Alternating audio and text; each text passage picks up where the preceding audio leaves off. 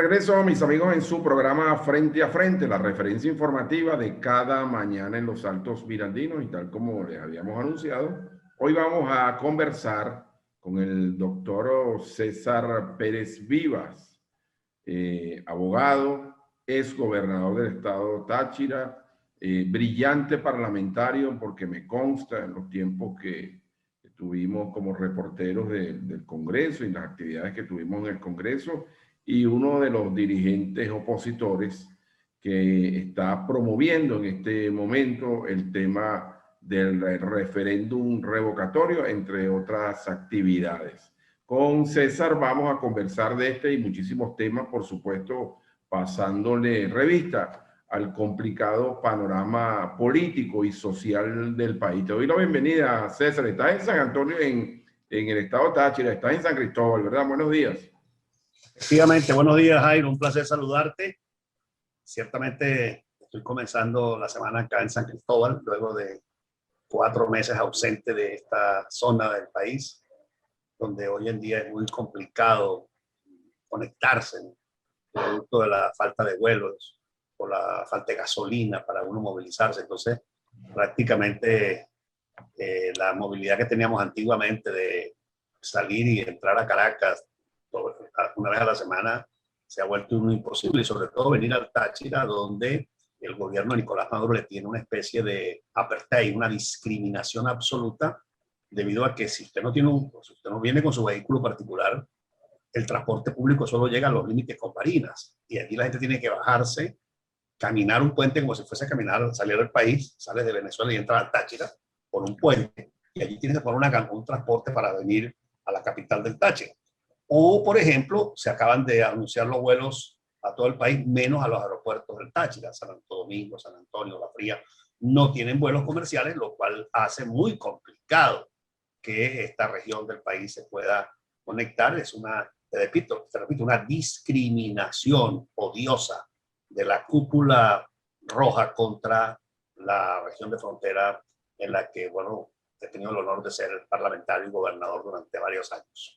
Fíjate algo, hablando de eso, del tema de la conectividad aérea y de las vías de comunicación, me consta eso que has dicho por testimonio que tengo de personas cercanas, que para llegar allá, si no va en vehículo, tiene que hacer un transbordo en Barinas, y prácticamente como una especie de inmigración. Ahora, ¿a qué atribuyes tú eso?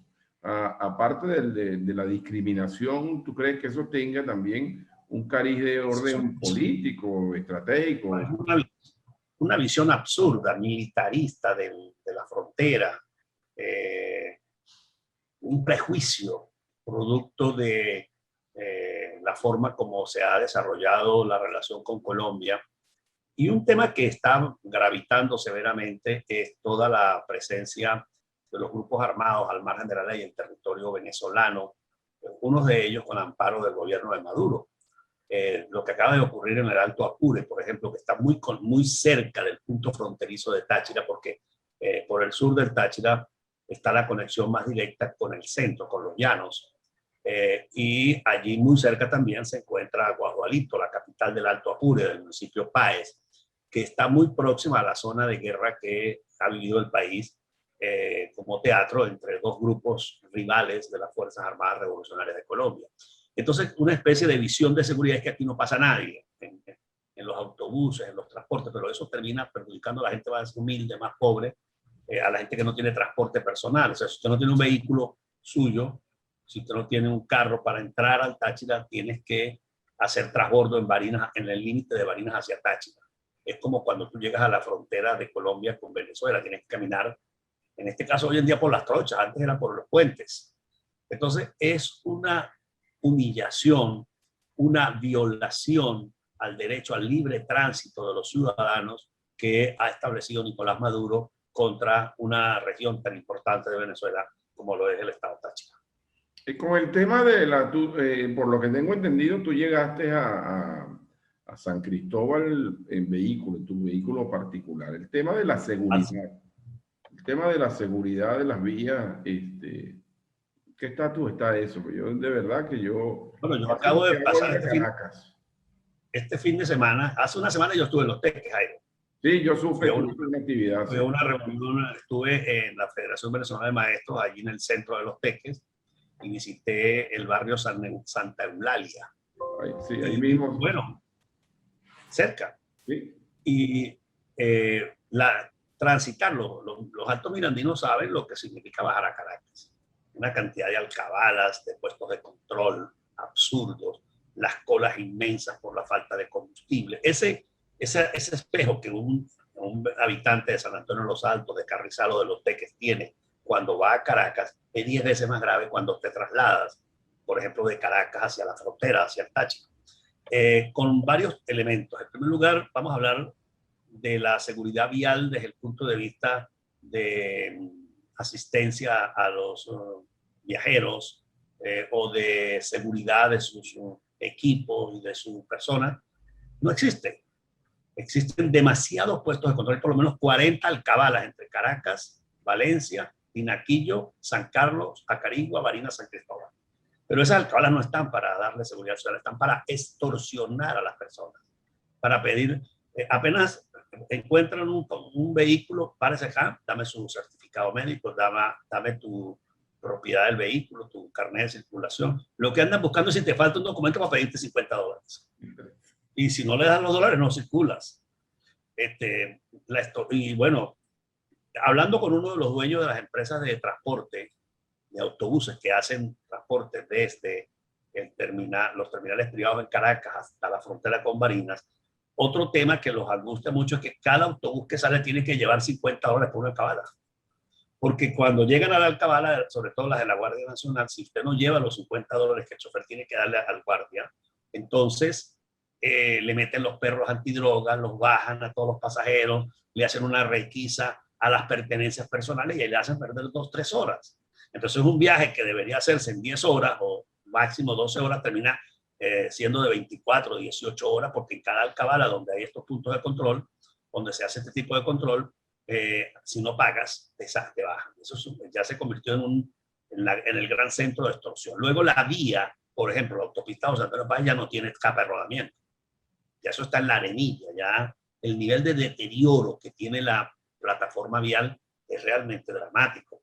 Y cuando entras al Táchira, la situación es mucho más caótica en cuanto a la calidad de las vías. A mí me corresponde ser gobernador y yo tenía unos equipos de permanente mantenimiento en todo el eje de la Troncal 5. Hoy en día eso no existe. Hoy en día son personas de la zona, por ejemplo, ya muy próximo a San Cristóbal, entre el río Uribante y en la entrada a la ciudad de San Cristóbal, hay por lo menos 20 pasos malos donde no hay equipo de asistencia técnica de ninguna autoridad municipal, regional o nacional, pero entonces están los vecinos con unos palas y todo que recogen dinero para poder mantenerse allí, manteniendo la vía medio despejada, medianamente despejada para que pasen los vehículos. O sea que eso está privatizado. Es un drama terrible, terrible. Es un país que está destruido. Por eso es que yo estoy metido duramente, Jairo, en la tarea de sacar a Nicolás Maduro del poder a través del referéndum revocatorio. Creo que es una obligación de los venezolanos. Ese tema lo vamos a abordar. Sí, ese tema lo vamos a abordar, pero quiero salirnos del Táchira un momentico. Tengo una inquietud. Tu presencia ya obviamente tiene que ver, me imagino, que con la promoción de este instrumento constitucional, como es la solicitud del referéndum revocatorio. Pero aparte de eso, César, estamos en la víspera de un proceso electoral. Se acaban de elegir nuevas autoridades desde el punto de vista electoral y es inminente la realización de las elecciones para alcaldes y concejales. Tú fuiste gobernador, tienes un gran arraigo en el estado Táchira. Me consta en los tiempos que teníamos que visitar por actividades turísticas y de planificación turística, la actividad que realizaste allá, que fue realmente muy buena. Y mi pregunta viene por lo siguiente, independientemente de esto del referéndum que lo vamos a desarrollar en amplitud el próximo negro, con relación al tema electoral, está César Pérez Viva con aspiraciones de participar en este próximo proceso electoral, un derecho que desde cualquier punto de vista sería legítimo, ¿no? Por supuesto, Jairo, pero tengo que ser muy franco contigo y con todos los televidentes. no tengo planteado ser candidato en estas próximas elecciones. Y no lo tengo porque creo que para mí, como por el tiempo que tengo en la vida pública, por el hecho de haber sido ya gobernador y parlamentario, y haber acumulado, digamos, un aprendizaje y un marco de relaciones en toda Venezuela, mi deber es ayudar al cambio del país, al cambio político en el país. Si yo me meto de nuevo aquí en la vida del Táchira, a disputarme de la gobernación, voy a perder la posibilidad de contribuir a ese cambio nacional desde la perspectiva en la que entiendo deberíamos transitar. En segundo lugar, porque, como tú lo señalas, modestamente uno tiene una labor hecha en la región, o sea, hay un balance de la gestión que hoy se puede ver más nítidamente, transcurrido ya un periodo de mi salida de la gobernación del Táchira, y regresar para no poder ni siquiera llegar a la mitad de lo que se hizo entonces, puede generar una frustración y una decepción en muchos sectores de la sociedad, debido a que actualmente el país está en una situación financiera extremadamente grave, no hay recursos para atender las necesidades de las comunidades en ninguna gobernación, en ninguna alcaldía, y entonces la posibilidad de hacer una gestión medianamente decorosa está totalmente posibilitada. Yo entiendo que las gobernaciones en este momento, las alcaldías, deberían asumirse con el plan de contribuir al cambio político nacional, es decir, una fórmula para demostrar en esa elección el repudio al Partido Socialista, eligiendo líderes locales y regionales comprometidos con el cambio político y con la democracia. Y yo creo que eso es necesario hacerlo. Ahora bien, ya cubierta, como te he dicho, una etapa por mi vida política, pues creo que soy más útil recorriendo a Venezuela, orientando, colaborando en la conducción de un proceso político que necesita de una nueva estrategia para poder conseguir el cambio que necesitamos. Y en esa tarea que tengo todo este año totalmente dedicado, Jairo, a articular, a dialogar, a visitar el país y a promover esta tesis del referéndum y promover el cambio político, porque mientras Maduro siga siendo presidente de este país, no hay alcaldía, no hay gobernación, no hay empresa, no hay iniciativa que pueda desarrollarse, porque él encarna de manera clara, directa, un sistema político y económico que ha fracasado rotundamente y que ha llevado a Venezuela al caos de una especie de somalización. Y lo vimos esta semana con ese enfrentamiento que sufrió el eje central de Caracas, en el Paraíso, digamos San Juan, todas las parroquias al sur, centro de Caracas, con la guerra urbana liderada por el COQUI contra la sociedad, y que el régimen ha tolerado y permitido que estos grupos armados, totalmente al margen de la ley, pues sean los que dominen y controlen las barriadas populares del centro, de la capital de la República. Bien. Por eso yo sé que estamos en esa línea. Perfecto. Bueno, no, yo creo que además es una posición ejemplar que creo que muchos también deberían asumir, ¿no? Verificar o ponderar en qué son más útiles en aras yo creo, fortalecer un proceso de oposición que le permita al país recuperar la esperanza. César, tengo que hacer un corte. Al regreso del corte, sí vamos a sumergirnos totalmente en el tema del referéndum revocatorio. Te confieso que tengo algunas expectativas con esto.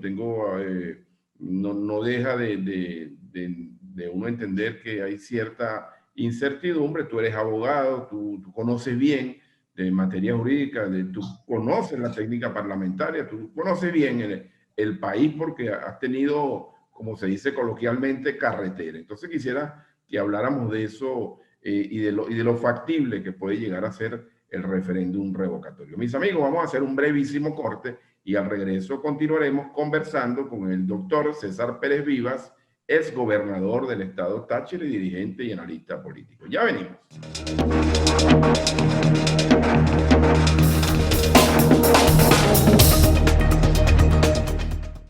Ya estamos de regreso, mis amigos, en su programa Frente a Frente, la referencia informativa de cada mañana en los Altos Mirandinos, agradeciendo su mensajería de texto y su audiencia, porque definitivamente esta es la referencia informativa de cada mañana en los Altos Mirandinos.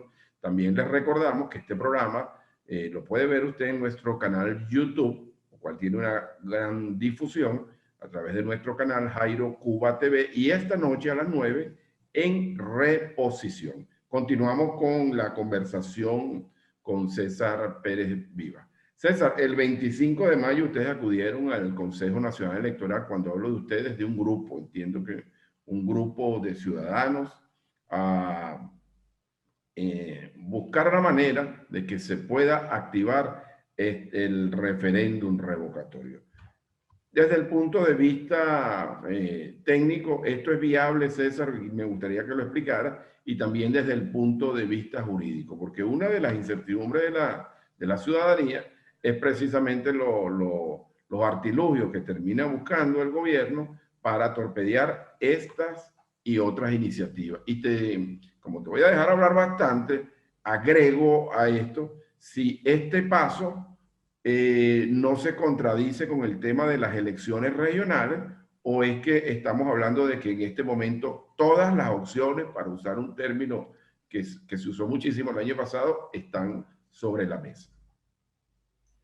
Bueno, Jairo, el tema es muy desafiante y diverso, y trataré de abordarlo de una manera medianamente ordenada. Bien. Para ver si puedo ejercer una labor pedagógica con todos nuestros amigos que a esta hora están viendo el programa. Permítame comenzar por decir que no debemos olvidar la situación en la que se encuentra el país. Estamos dirigidos por una cúpula autoritaria que ha violentado todo el orden jurídico democrático del país. Y que la lucha entonces para los demócratas se hace mucho más compleja porque Nicolás Maduro y su camarilla no respetan las normas de la Constitución, las manipulan y desconocen los derechos fundamentales del pueblo venezolano. Entendiendo esa realidad, es que nosotros también tenemos que comprender la naturaleza o la forma en que vamos a asumir esta lucha. Comienzo por decir que el referéndum revocatorio es un derecho constitucional, es un derecho humano, ubicado en el capítulo de los derechos políticos de los ciudadanos de nuestro país. Allí están los derechos civiles, los derechos económicos, los derechos sociales, los derechos ambientales y los derechos políticos. Todos ellos forman los derechos humanos del pueblo venezolano.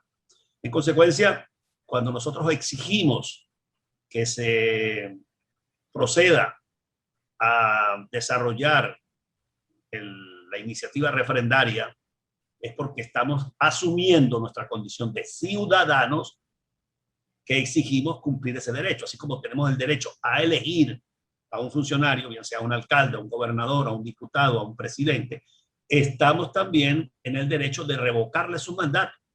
Ese derecho nace de acuerdo con el artículo 72 de la Constitución cuando se ha cumplido la mitad del periodo constitucional.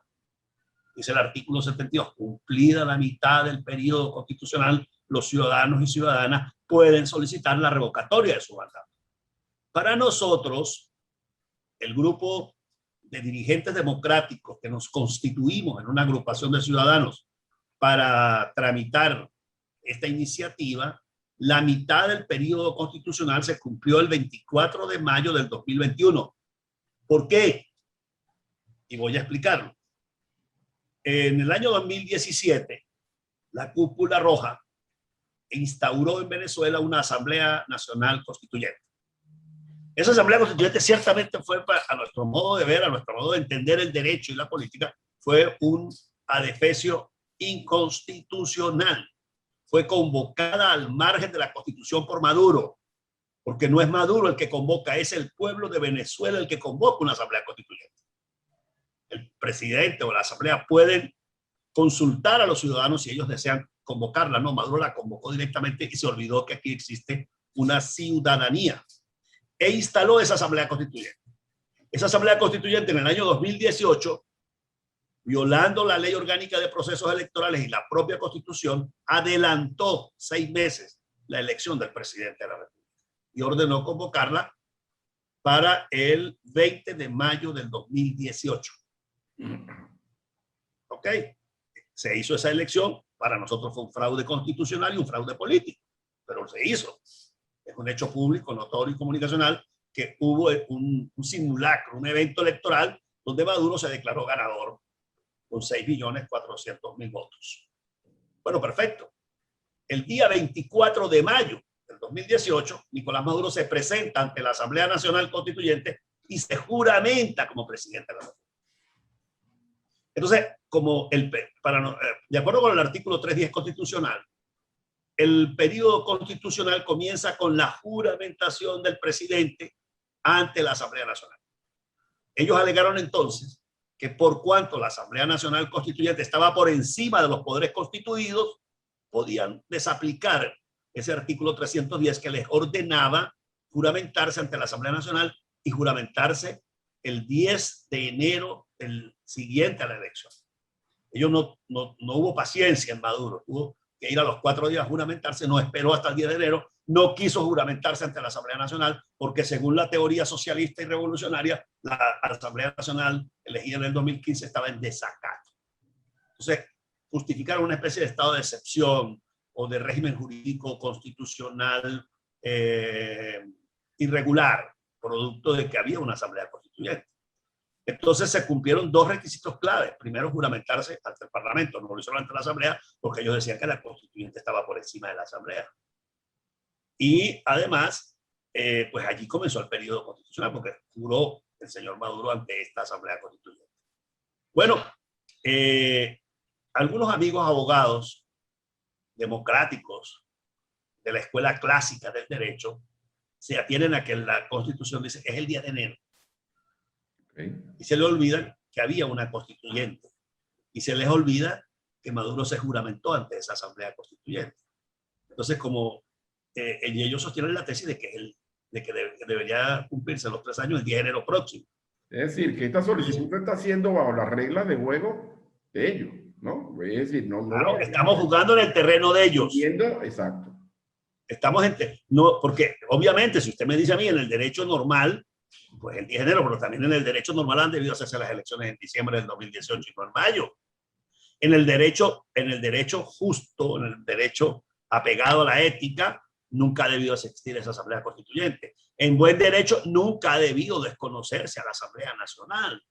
Pero como este es un régimen dictatorial, pues todo el mundo conoce la historia del desconocimiento de la Asamblea elegida en el 2015. Bueno, nosotros aquí lo que hemos hecho es cubrir un flanco que la sociedad democrática no había cubierto hasta ese momento, y es prever cuál sería la posición del régimen en enero del año que viene si nadie hubiese actuado como nosotros lo hicimos en mayo, el 25 de mayo, cuando concurrimos a solicitar la activación del referéndum. Pues era muy probable que el 10 de enero, si nadie hubiese ido y nos presentásemos nosotros o cualquier otro grupo de ciudadanos o partidos políticos ante el Consejo Nacional Electoral, le iban a decir, mire señor, si usted quiere un referéndum revocatorio que tenga como resultado, como consecuencia, convocar elecciones presidenciales, ustedes han debido hacerlo en mayo, porque ya no les queda sino 2 meses. En cambio ahora no pueden decir eso, a pesar de que no nos han respondido formalmente la comunicación. El 10 de enero, cuando es la otra fecha posible del referéndum, y nosotros volvamos a insistir en la necesidad del referéndum revocatorio, no nos pueden venir con el alegato de que llegamos tarde, porque ya nosotros lo hicimos este mes de mayo. Eso es el primer. Perfecto. En segundo lugar, nosotros queremos un referéndum revocatorio de acuerdo con apegados estrictamente a la Constitución en el 4º año del periodo constitucional. ¿Y por qué en el 4º año? Porque solo en el 4º año la revocatoria del mandato al presidente produce como resultado no solo su destitución, sino que también produce como resultado la convocatoria a elecciones presidenciales. Y nosotros queremos que esta tragedia, sufrida por el pueblo venezolano intensamente, pueda empezar a superarse con la elección de un nuevo gobierno. Y nada mejor que hacerlo por la vía democrática, por la vía pacífica de un voto. Votamos para valorar el gobierno de Maduro. Para nosotros Maduro tiene una ilegitimidad de origen y una ilegitimidad de desempeño.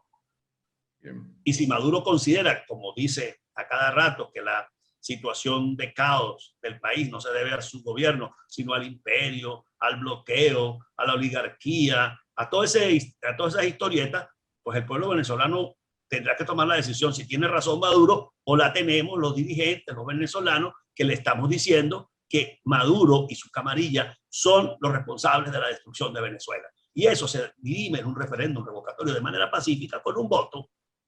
Entonces, no tienen por qué evadir esa responsabilidad. Nosotros, obviamente que no somos ingenuos, Jairo. Nosotros sabemos que Maduro no es demócrata y no quiere ningún tipo de elección limpia y transparente que involucre su cabeza, su poder y el de su camarilla. Él puede hacer algunas concesiones ahora para el 21 de noviembre. Está bien que la haga. Y sabemos que hay que hacer esas elecciones porque están en el calendario. Y es bueno que participemos y vayamos allí para ejercitar la ciudadanía y el músculo político. Pero no hay que perder el foco. El objetivo es sacar a Maduro. Por eso yo no me presento para gobernador. Porque si me vuelvo a elegir gobernador, pues me voy a encerrar en el Táchira y no voy a poder luchar para que el país cambie. Ahora, los gobernadores que resulten elegidos en este próximo proceso tienen que comprometerse con todos nosotros a que van a ayudar a la tarea de recuperar la democracia y sacar a Maduro del poder, que es el gran objetivo de nosotros, la gran tarea que tenemos planteada. Entonces nosotros sabemos que ellos van a hacer todo lo posible por impedirlo. Ellos van a hacer todo lo posible por sabotearlo como lo hicieron en el 2016. Por eso nosotros en el documento que presentamos el pasado 25 de mayo, no solo solicitamos tramitar ya el referéndum revocatorio, sino que solicitamos modificar, Jairo, esto es muy importante, modificar las normas que establecieron desde el Consejo Nacional Electoral para los trámites de un referéndum revocatorio, porque esas normas no cumplen con el espíritu, con la letra de la Constitución que ordena garantizar el ejercicio de los derechos de los ciudadanos. Esas normas obstaculizan los derechos ciudadanos. Por lo tanto, haznos un pequeño resumen de esas normas que aspiran modificación. Esas normas son una resolución, un reglamento autónomo, llamamos los abogados, dictado por el Consejo Nacional Electoral en el año 2007, que establece los trámites o los pasos que debemos dar para que podamos llegar a un referéndum revocatorio. Entonces, estos señores primero establecieron un requisito que no está en la Constitución, y es que los tramitadores o los legitimados activos, los solicitantes para mejor comprensión, tenemos que reunir el 1% del respaldo de los ciudadanos en cada uno de los 23 estados de la República. Y ahí hay un primer vicio, porque la circunscripción del presidente es nacional, no me pueden obligar a que en cada estado yo tengo que tener el 1% o el 20% que ordena la Constitución para que quede convocado el referéndum. Es una circunscripción nacional y yo puedo perfectamente reunir ese 1% o el 20% en 10 estados y con eso ya es suficiente. Ahora, permíteme una inquietud, y eso, porque estamos hablando de espacios factibles, y eso no genera en la población de nuevo un temor de una lista Tascón, por ejemplo. No, yo creo que hoy en día ya la población ese temor lo perdió. Eso tuvo sentido en el año 2004, cuando se produjo la lista Tascón. El día 25 de mayo, cuando fuimos allá al CNE, yo caminé de la esquina de Pajaritos a la esquina de San Francisco. Un tránsito que he hecho durante 20 años de mi vida como parlamentario. Y me encuentro a una señora que siempre, por casualidad, la he visto muchas veces allí en el centro de Caracas y trabaja como bedel de un ministerio. Entonces me se sorprendió. ¿Qué hace por aquí, César? ¿Qué anda? Le conté que estaba metiendo este recurso allí para revocar a Maduro. Me dijo, ¿dónde hay que firmar? ¿Qué hay que hacer para sacar a ese señor de ahí que nos tiene muertos de hambre? Entonces le dije, bueno, ya vendrá la oportunidad, pero tú estás trabajando en un ministerio, ¿no? Porque además yo la había visto hace unos 10 años inclinada por la revolución, entre otras. Amiga, pero ya la vi que estaba torcida para allá. Y entonces en esta oportunidad me dijo, yo le dije, cuidado la saca. ¿Ya qué nos van a quitar? Me dijo, ¿qué nos van a quitar? No nos dan claro. El sueldo que me dan no me alcanza. Yo vengo una vez o 2 veces a la semana por aquí. Yo ya ni estoy viniendo para acá. No nos pagan nada, ni para el pasaje, me dijo. Diga para dónde hay que ir para sacar a ese señor de ahí. O sea, estoy hablando de una empleada de un ministerio en el centro de Caracas. La gente no tiene nada que perder ya. La gente perdió todo. Perdieron el empleo, perdieron el salario, perdieron los subsidios, se perdió todo. Y aquí yo encuentro mayor receptividad, sobre todo en esos sectores populares, que a veces en los mismos dirigentes. Mira, en mi visita el viernes pasado a Los Teques, al barrio Santa Eulalia. Toda la gente decía dispuestos mira, hay que firmar, hay que ir a poner los dedos, ¿qué hay que hacer? En cambio, en la reunión con los dirigentes políticos de la mañana, me preocupaban sobre la legitimidad, sobre la legalidad. Hubo uno que se paró y me dijo, pero bueno, si ustedes están planteando un referéndum revocatorio, entonces están reconociendo que Nicolás Maduro es un presidente legítimo, elegido de manera constitucional. No hay que decirle, no, señor, yo no estoy reconociendo que Nicolás Maduro es un presidente legítimo. Al contrario, pedimos un referéndum porque se deslegitimó, porque es ilegítimo en primer lugar. Y el referéndum es el que va a comprobarlo. Pero si eso fuera cierto, entonces Augusto Pinochet hubiese sido un presidente legítimo y constitucional porque él salió del poder por un referéndum. Tramitar un referéndum, solicitar el respeto a ese derecho, en ninguna circunstancia significa que tú estás reconociendo la legalidad o legitimidad de ningún gobierno. Es como cuando tú solicitas el derecho a la salud. Yo solicito vacuna. No, como yo pido que me vacunen, y es un derecho, el derecho a la salud, yo estoy reconociendo a Maduro como presidente. Cuando yo voy a pedir la cédula de identidad o el pasaporte, entonces yo estoy reconociendo a Maduro. Yo cuando saco este documento, que es mi cédula de identidad, yo voy y lo tramito, yo estoy ejerciendo el derecho a la identidad, que es un derecho constitucional, un derecho civil.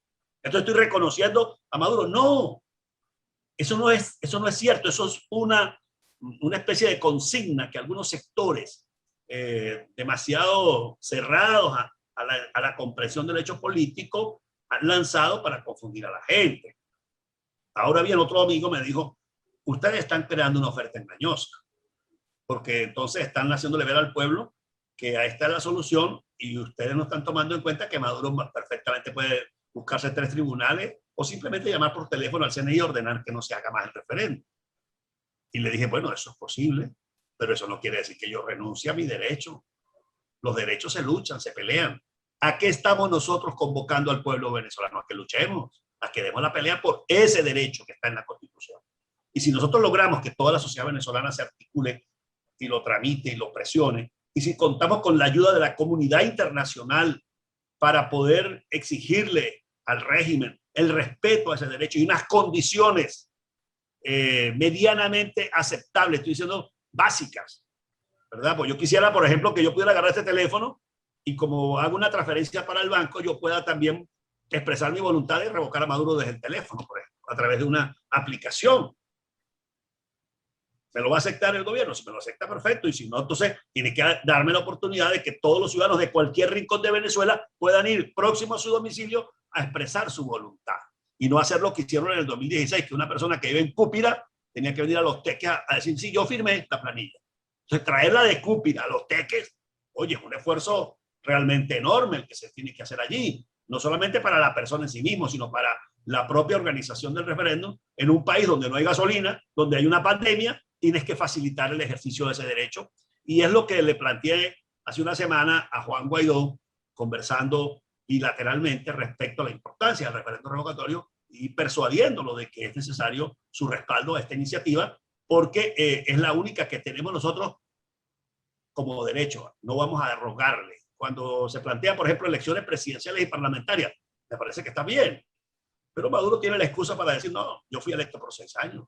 El Parlamento de esa Asamblea Nacional fue electa por 5 años. Esperen que vengan las próximas elecciones si quieren participar. En cambio, en el revocatorio no es que sí, esperen, no, es que nos toca a nosotros el revocatorio. Y él tiene que respetar ese derecho. Bien, ese es el planteamiento. Ok, bien, tengo que hacer un corte. Al regreso vamos a continuar con este tema del revocatorio, porque tú has dicho una palabra clave allí, que lo tenía pendiente en mi próxima pregunta y lo vamos a dejar pendiente. La idea es sensibilizar, persuadir a el otro sector político, Juan Guaidó, y el otro sector político opositor. A ver si esto, de acuerdo a tu perspectiva, puede ser incluido en este proceso de diálogo y de negociación en el que se infiere que vamos a comenzar a transitar en aras de buscar una salida política. De eso vamos a hablar, César, al regreso de esta pausa. Mis amigos, ya en breve vamos a hacer una brevísima pausa y continuaremos conversando con el doctor César Pérez Vivas. Ya venimos.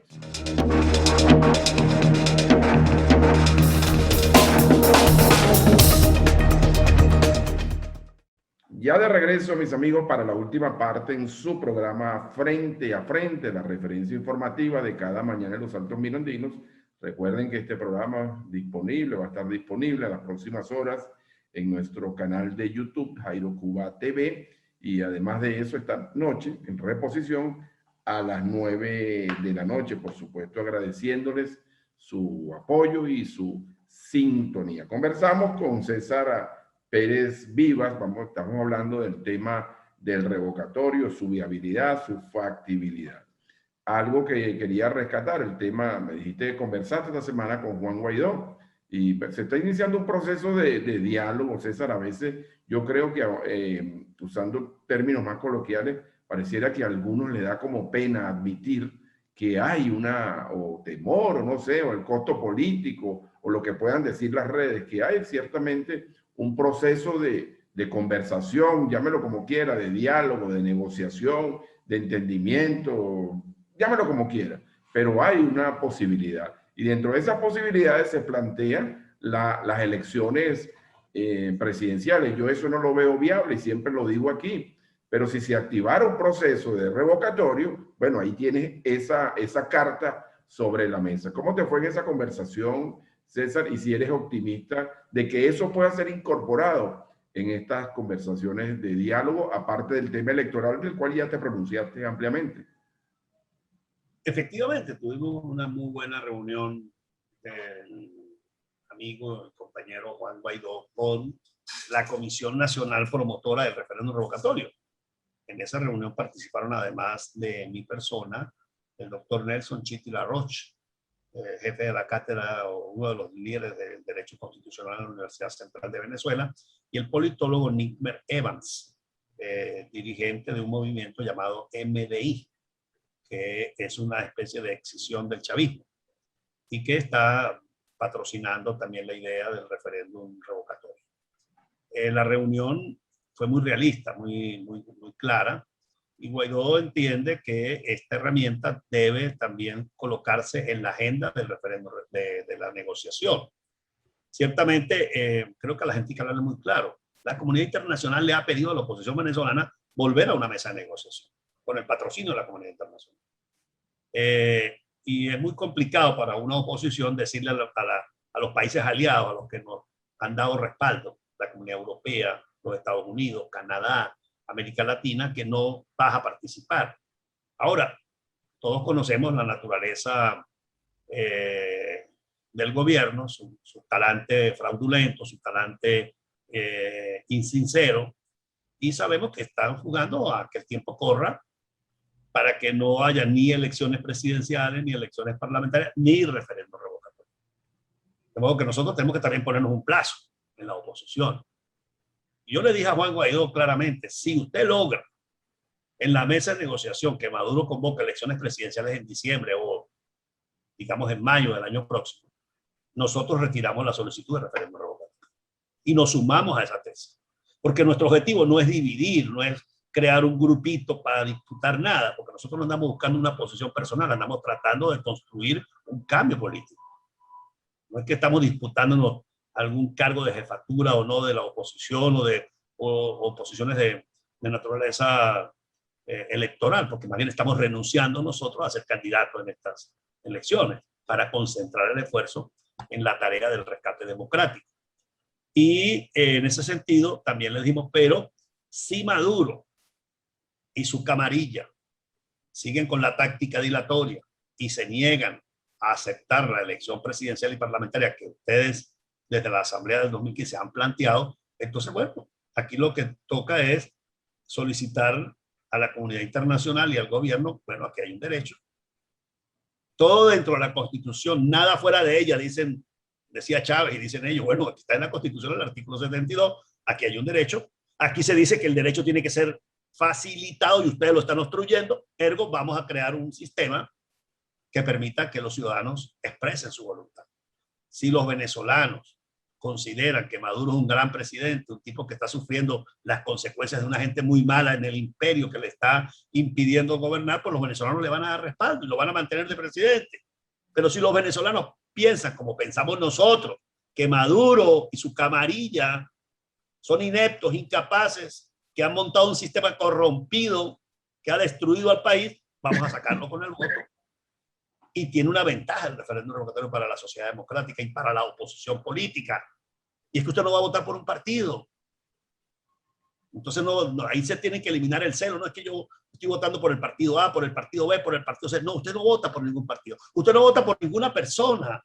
Usted está votando es por el cambio político y democrático. Ya después que Maduro salga del poder, una vez que se logre el referéndum, entonces la gente escogerá cuál movimiento, cuál liderazgo lo representa, encarna el sueño del país que lleva cada uno en su mente y en su corazón. Pero frente al referéndum revocatorio deberían concurrir desde los que se consideran más radicales hasta los que hoy están metidos dentro del gobierno. Me he encontrado personas de importante nivel dentro del gobierno que me han dicho, oye, qué gran cosa sería el revocatorio, porque así nos liberamos de esta responsabilidad que tenemos. Porque me dijo un tipo en estos días en el Centro Comercial Ciudad Tabaraco, que tiene un alto cargo en un ministerio. Yo no puedo renunciar, César, no puedo retirarme porque yo estoy comprometido con la revolución, pero ya estoy agotado de este conflicto. Ojalá ahí venga el referéndum para irnos por la puerta que debemos ir. Sí. Eres optimista, César, eres optimista de que... Soy realista, no soy optimista, pero soy realista. Que el tema del referéndum pueda ser uno de los puntos de la agenda de este diálogo, que entiendo va a comenzar. No, yo creo que inexorablemente, si el diálogo se concreta, si se llega a dar, porque todavía no se ha instalado, dijeron al comienzo que era en junio, después en julio, ahora estamos ya en agosto. Dicen que en agosto en México iría la primera reunión. Así es. Entonces, si eso se concreta, pues obviamente que el referéndum revocatorio va a estar allí inexorablemente, porque es la herramienta disponible por nosotros para que no depende de que Maduro la acepte o no. Yo puedo ejercerla. Momentico, que después el señor me la va a robar. Bueno, que me la robe. Pero no es que nosotros renunciamos a eso. Lo que yo estoy tratando de contribuir con mi modesta ayuda, y nosotros en el movimiento venezolano por el revocatorio queremos impulsar, es una lucha pacífica, política, democrática, basada en el artículo 72 que nos da la posibilidad de exigir ese referéndum.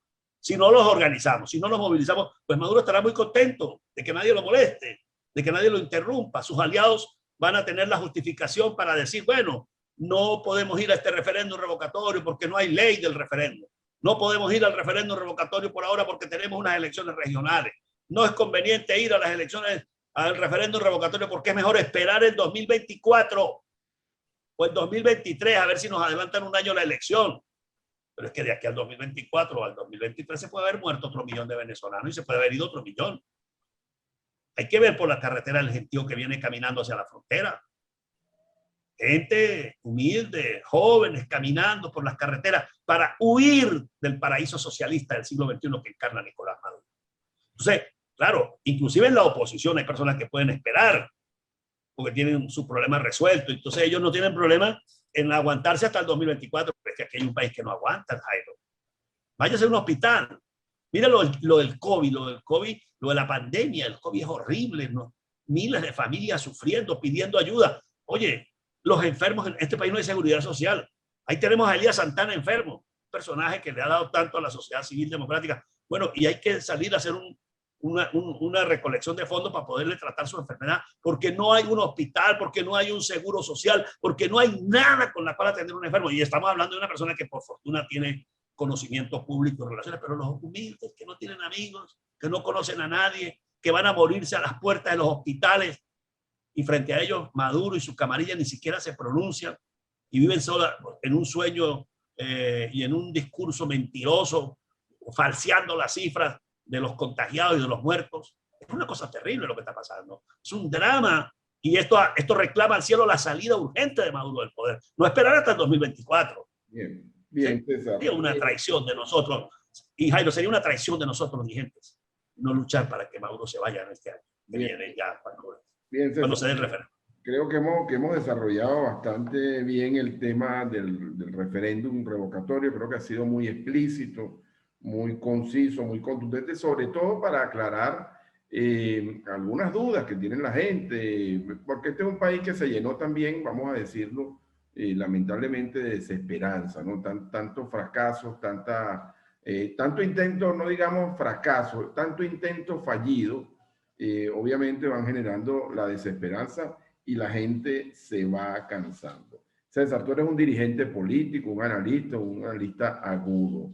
El tema de la oposición, César, uno de las grandes dramas que tiene la sociedad política venezolana, una oposición dispersa. ¿Cómo organizaría César Pérez Viva a la oposición y cómo la categorizaría? Porque el otro tema es que, bueno, algunos asumen el liderazgo legítimo de la oposición y otros asumen que la misma posición, es decir, hay una especie de dispersión. ¿Cómo desde tu ángulo, desde tu punto de vista, cómo se organiza, cómo se reconstruye ese rompecabezas tan disperso?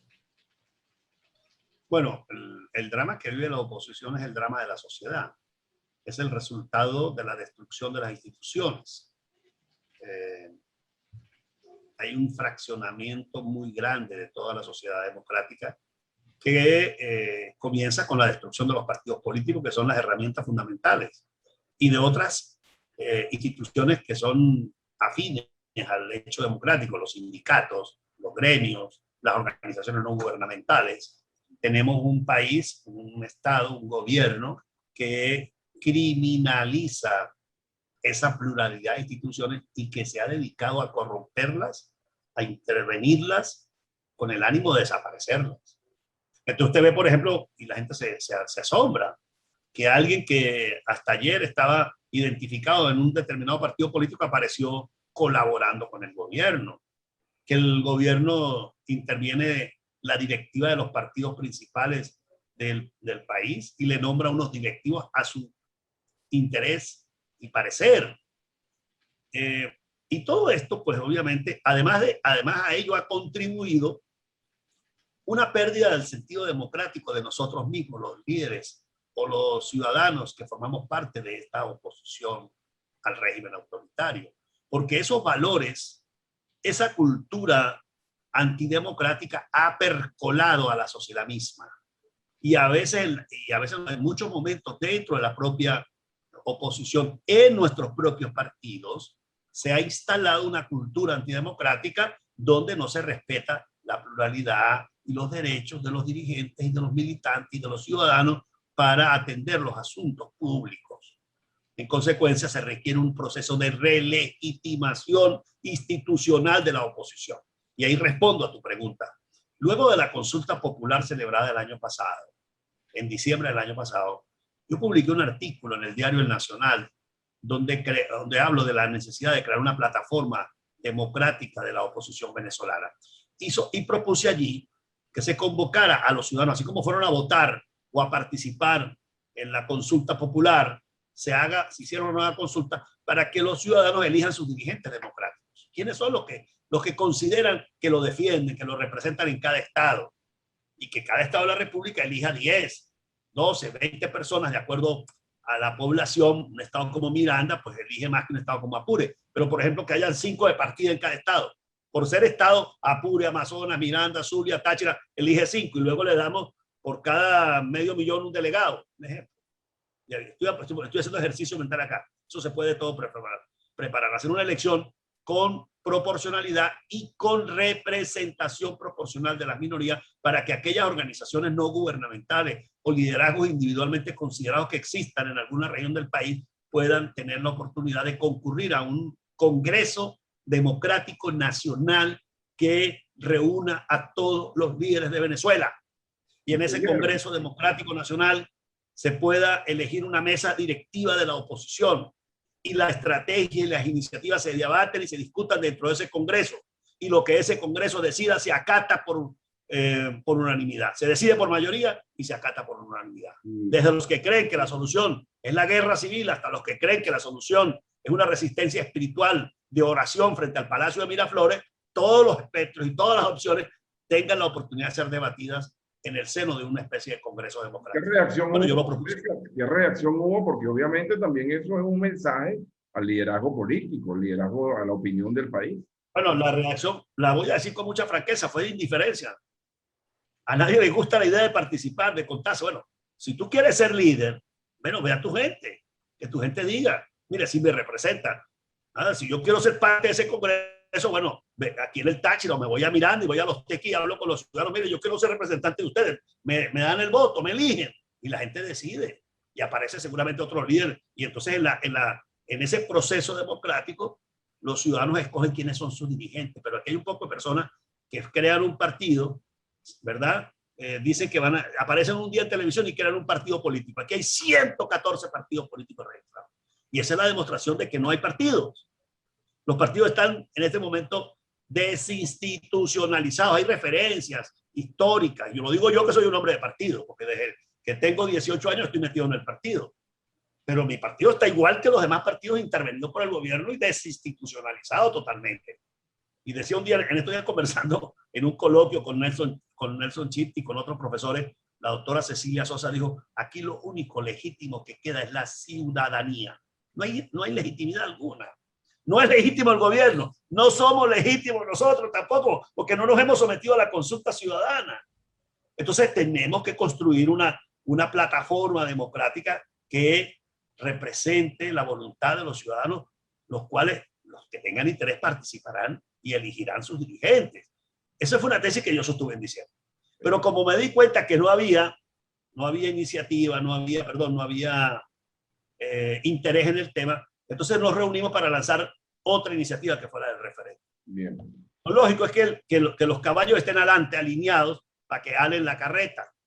Pero como los caballos no se pueden alinear, porque algunos de ellos se tiran puntapiés o casquillo entre ellos, entonces vamos a poner la carreta adelante y vamos a empujarla a ver cuántos la empujan. Bueno, aquí estamos empujando una carreta llamada referéndum revocatorio, una oportunidad para unir a toda la sociedad, y los venezolanos que quieren un cambio encuentran aquí una herramienta para seguir adelante. Bien, César, hemos llegado a la parte final del programa. Te agradezco muchísimo el tiempo que nos dedicaste en la mañana de hoy. Entiendo que tienes una importante agenda ya en tu estado natal, donde eres muy apreciado, y lo digo porque me consta. Y finalmente, solamente un comentario breve con relación al tema de Javier Tarazona, que se sabe, porque a veces pareciera, todos nos vemos involucrados. Por lo menos yo hice un comentario al inicio del programa sobre mi colega Ronald Carreño. A veces por la misma cotidianidad uno como que va suplantando un tema por otro. El tema de Javier Tarazona, qué información tiene, además que está chilense también. Claro, no, es una de las personas cercanas a mi acción política en el Táchira. Un dirigente muy valioso, un hombre muy comprometido con los principios cristianos, democráticos, humanistas, y que desde muy joven constituyó una fundación, una ONG, dedicada precisamente a defender inicialmente el derecho a la educación, es un educador, y los derechos de los estudiantes. Y esa ONG ha especializado su labor en la defensa de los derechos humanos de los ciudadanos de frontera, en la defensa de la integridad territorial, Fundaredes, en la denuncia de la presencia de grupos armados al margen del rey, sobre todo de la guerrilla colombiana, que está aquí en el territorio nacional con el beneplácito de Nicolás Maduro y su camarilla, que no esconden esto, lo dicen a boca batiente.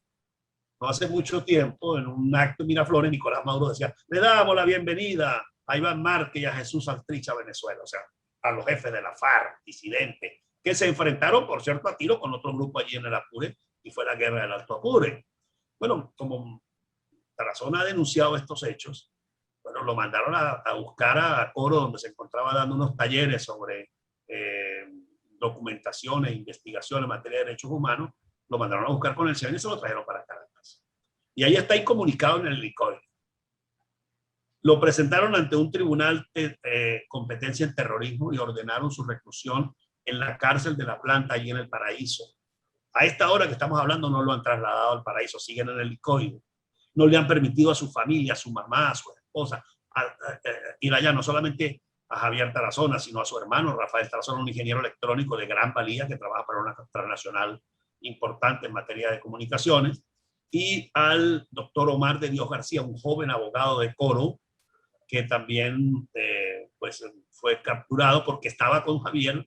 Javier se presentó ante el fiscal superior del Estado Falcón con su hermano porque estaba desde la noche anterior buscado, hostigado por el SEBIN en Coro. Y así fue, se presentó, y la fiscal superior, antes de protegerle su derecho, lo metió en un avión y se lo mandó para Caracas a Tarek William Saque le ordenó trasladarlo de inmediato. Este es un caso de una violación absoluta a la libertad, es una violación al debido proceso, porque después dijo Tarek William Saque que lo estaban investigando y las páginas, digamos, oficiosas del SEBIN que lo están investigando por delitos de traición a la patria, de instigación al odio, simplemente porque ha denunciado la verdad de que Nicolás Maduro está con la guerrilla colombiana, y eso no es un hecho que nadie puede ocultar, y que le simpatiza y que son aliados de la guerrilla colombiana. Eso es un hecho público en nuestra comunicación. Ahora, eso sí, son guapísimos para mandar un contingente policial a traer a Tarazona de Coro a Caracas y encerrarlo, pero miren lo que les cuesta meter al COFI en cintura, al Wilex y a todas las bandas delictivas cuyos jefes hasta no hace poco se retrataban con la exministro Iris Valera como modelo de paz entre el gobierno y las bandas criminales, que ahora han vuelto a mostrar su naturaleza violenta y han sometido durante esta última semana a una situación de zozobra a buena parte de Caracas. De modo, mi querido amigo, que nosotros seguiremos luchando para que el profesor Javier Tarazona, su hermano Rafael y el doctor Omar de Dios García puedan ser puestos en libertad lo más pronto posible. Bueno, César, te agradezco muchísimo el tiempo que te has tomado en la mañana de hoy. Tendremos otra ocasión, vamos a hacerle seguimiento al tema del referéndum revocatorio. Y bueno, como tú lo sabes, Mira TV es tu casa y aquí estamos siempre disponibles para oír no solamente tus opiniones, sino las opiniones de la diversidad política, porque si no hacemos nada por la libertad de expresión y por el derecho de los ciudadanos, estemos o no estemos de acuerdo, creo que no estamos aportando a ninguna solución. Te agradezco muchísimo, César, de verdad, la entrevista que nos has dado en la mañana de hoy. Mucho éxito en tus actividades. Muchas gracias, Jairo. Feliz día para todos nuestros amigos de los Altos Mirandinos y a todos los venezolanos a los cuales llegue este programa por los canales de las redes sociales. Muchas gracias. Hasta luego.